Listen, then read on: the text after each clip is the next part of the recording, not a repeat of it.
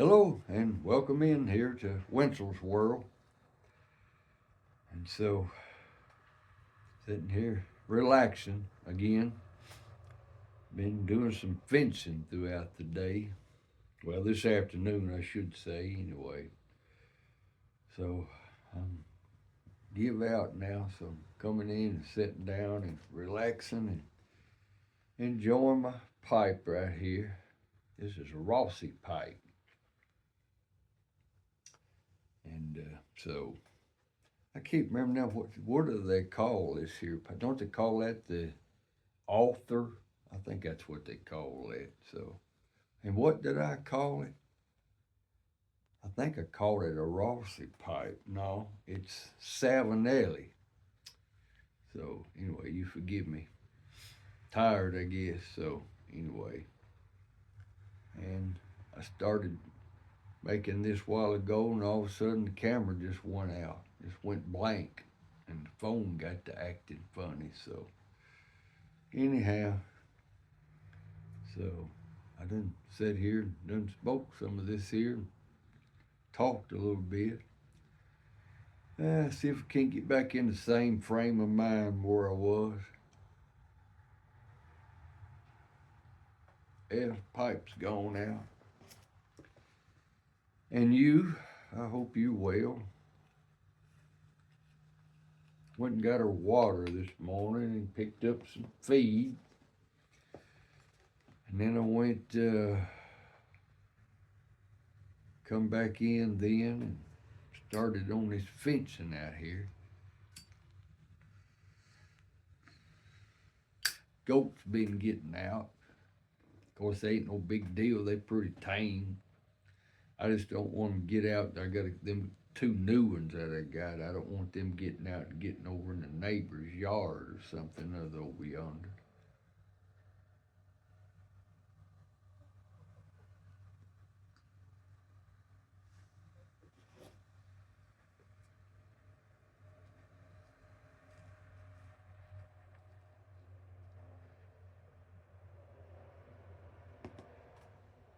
In the particular blend I got right here, you set this pipe down in this pipe holder and I'll get it. This particular blend I got here is this stuff called Red Stag from McCraney's. It's a straight Virginia. So I'm just trying to go easy with it. To me, it reminds me of one of them little red hot balls. Remember them little red hots? It set your tongue on fire, wouldn't it? Well, that's what this here reminds me of.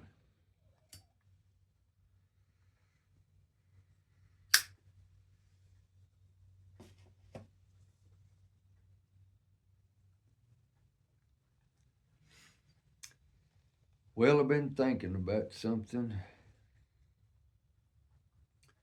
You know, back in the year 2002, I went to a camp meeting one August,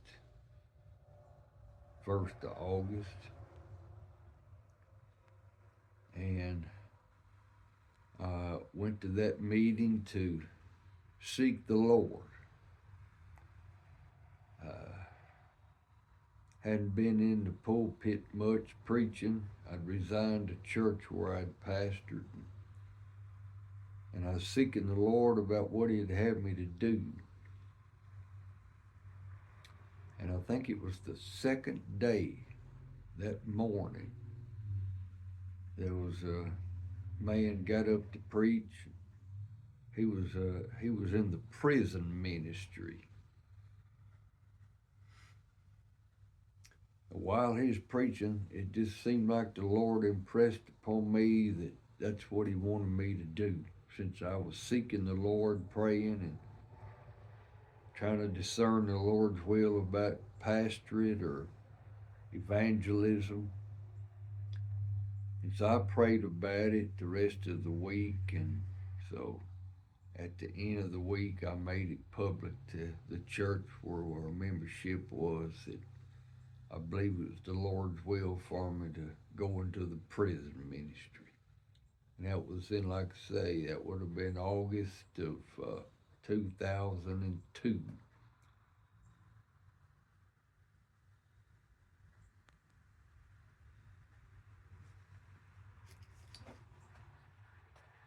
And I stayed with that up until the virus.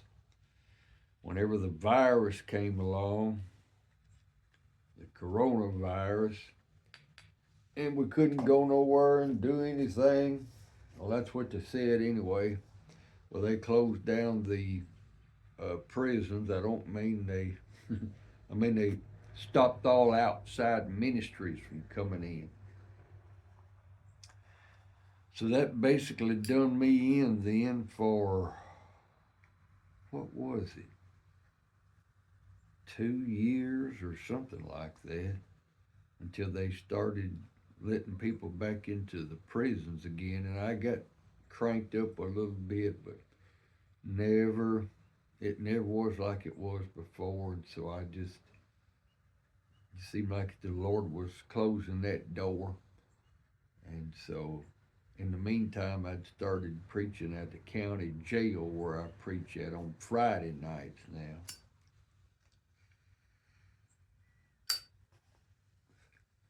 And so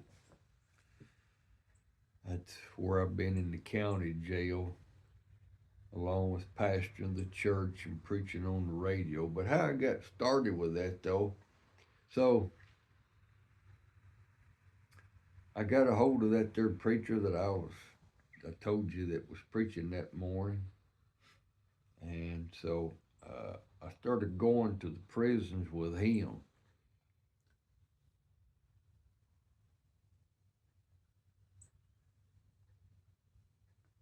I remember one of the first meetings that we had was at a place called, that prison's, they closed it down. It was a place called CCA, Corrections Corporation of America, and they had a prison over in Marion, Kentucky. They called it Marion Adjustment Center.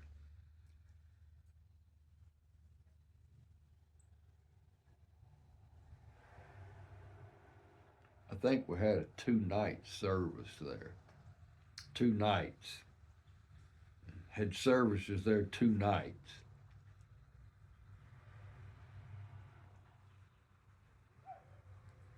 And one of those nights,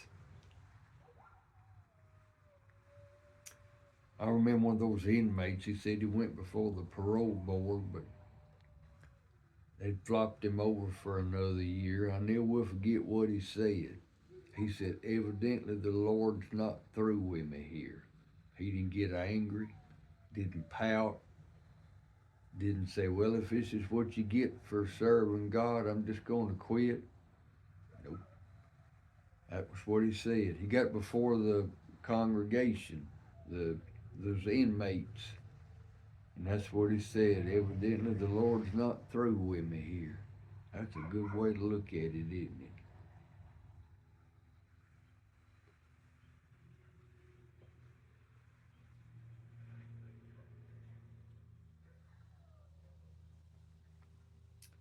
Wasn't too long after that then, that preacher I was telling you about, he give me he would sit down and wrote down a bunch of names of prisons and the phone numbers and the chaplains' names. So I started calling prisons and telling them that I was interested in starting a ministry in their prison. And just about all of those prisons, they required you to have ordination paper. And so I make a copy of that and send it in. Wanted a letter from your church stating that you was legitimate and things like that. So I sent that in, and most of, in those prisons, all of them required training, which just means they tell you what you can do and what you can't do. Can't bring anything in, can't give anything to an inmate, can't take anything from an inmate, and If they'd have said that, why, that'd been the end of it. But they'd go on for an hour or two with just different things like that. What you should do in case of a riot, and just all kind of stuff like that. They never did tell us what we could preach or not preach. I only had one of those chaplains at a federal penitentiary said, "Now you can't be coming in here telling these men they're gonna go to hell." And that just went in one ear and out the other. You don't tell people they're going to hell. You just preach. And while you preaching, while you warn people. But anyway, I was the only one that ever said anything like that. So anyhow,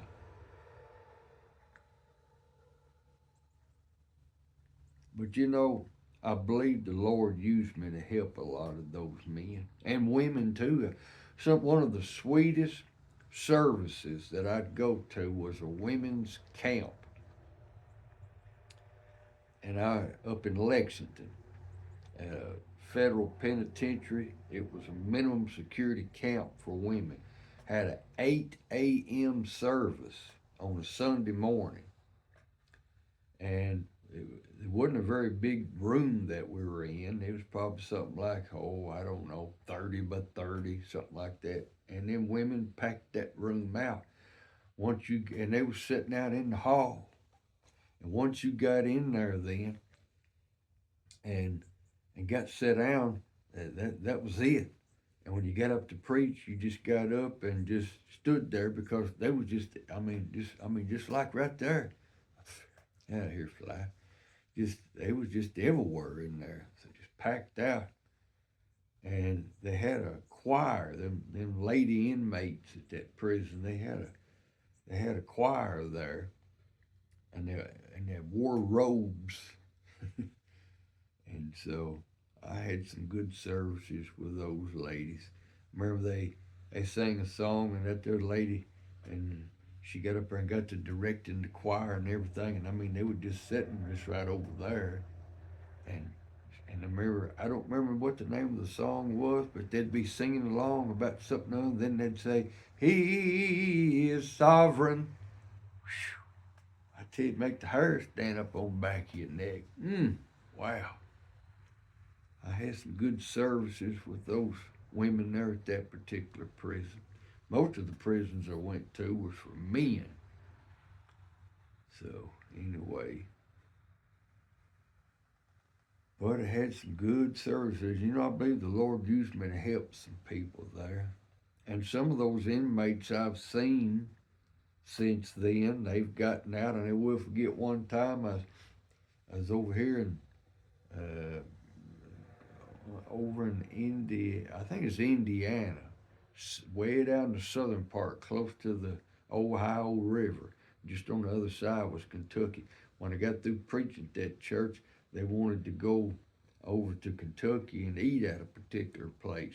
And while I was sitting there eating, somebody tapped me on the shoulder, and I looked around. It was one of those inmates that used to be at a prison way over east of us, place way over in the southeastern part, over there about Middlesboro.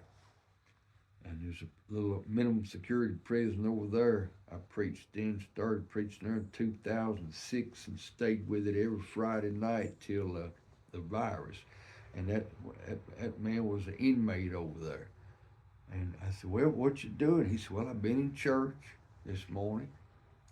He said, "I got my girlfriend over here." I said, "Well, you working?" He said, "I'm striping parking lot for Walmart." So I run into, there's a couple of more I can think of. I run into, and some more. Another fellow was in the federal penitentiary. He's out now. He'd been locked up for 30 something years. He's out now. He visited the church where I pastor at, I don't know, a month or two back. So anyway, and then we'll get this one fella in there, one of the strongest Christians I know anywhere, incarcerated or unincarcerated.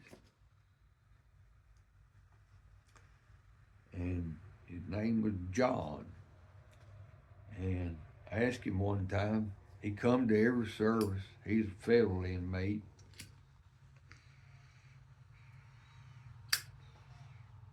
I said, John, I said, how much more time you got? He said, the rest of my life.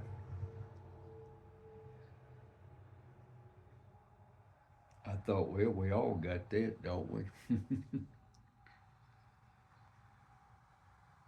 Couple of years later, or whatever it was, I asked him, was sitting there talking before the services. And I said, well, John, I said, how much time do you have to do? He said, well, they give me 133 years. So I thought, well, I guess you do have the rest of your life then. Somebody asked him one time, said, if you had an opportunity to escape, would you? He said, well, of course. What do I have to lose? But he came to every service and he tried to encourage other inmates to come. And if he could have a Bible study with them, he would. And he was an encouragement to me. And some of these inmates, I don't think any of them see this YouTube channel. But anyway, there's a couple of them I'm friends with on Facebook that used to be incarcerated at the federal penitentiary where I went.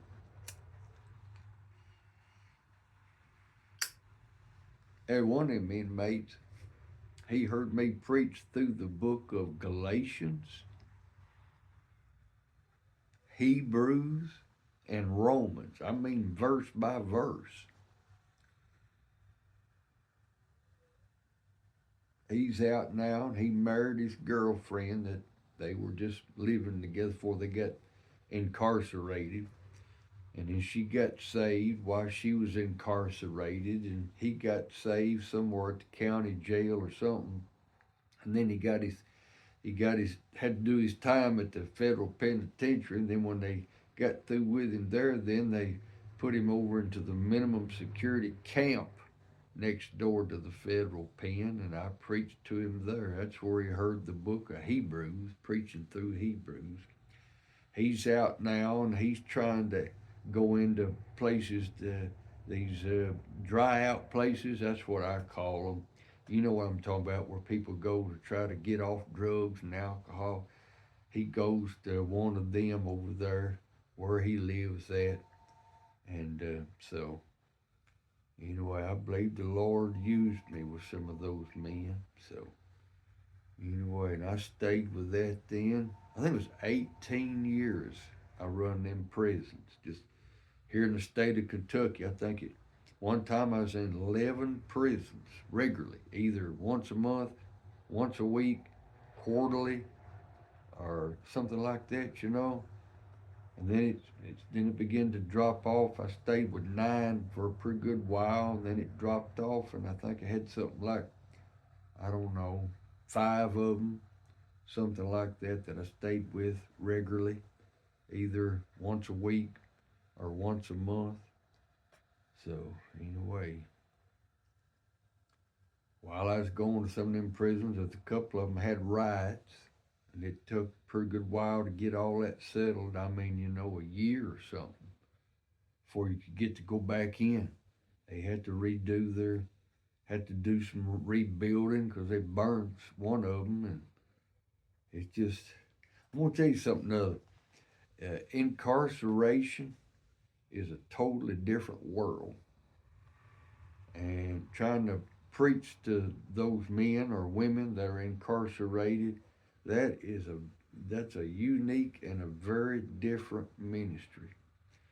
And one of the ways I was able to help those men, if I don't know how many of my videos that you've seen in the past, but before the Lord saved me, see, I spent some time locked up myself. So I know what it's like to live a life of sin and rebellion. I know what it's like to go to the courthouse and have the judge sentence you and all that kind of stuff. I know what it's like to be locked up and have to stay in there and be an inmate. So, it's pretty easy for me to get on their level. So anyway, where the Lord's got me at now, at the county jail where I go on Friday nights, there's about 4 men that come out every time I go there. One man got his time now, so he'll be leaving there. They'll send him to a penitentiary somewhere. But those men come every Friday night. They believe what I'm saying, and I'm trying to get on their level and help them. So anyway, well, I just been thinking about that a little bit. Thought maybe I'd talk about that some. So anyway, well, I'm going to either finish this pipe or get me a little bit more one of another variety. Straight Virginia, I don't think is for me.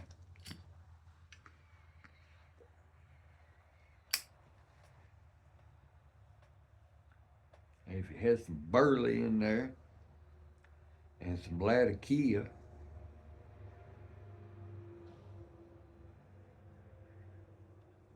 and maybe a little smidgen of perique, probably a little bit more up my alley, I guess. But anyway,